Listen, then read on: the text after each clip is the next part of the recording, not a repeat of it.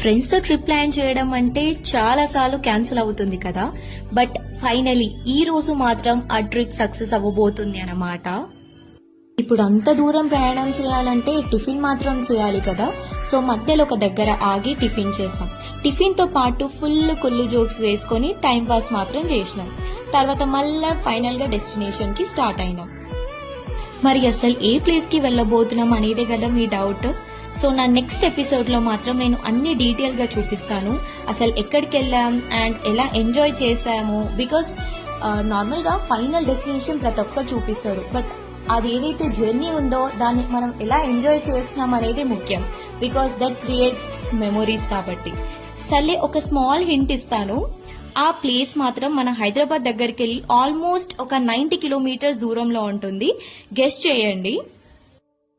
And ఎవరైతే guest చేస్తారో నేను వాళ్ళకి 1000 రూపీస్ ఇవ్వను, కమెంట్ కి మాత్రం రిప్లై ఇస్తాను. ఆ మిస్టరీ ప్లేస్ ఏదో రివీల్ అవ్వాలంటే నెక్స్ట్ ఎపిసోడ్ మిస్ కాకుండా చూడండి. Stay tuned.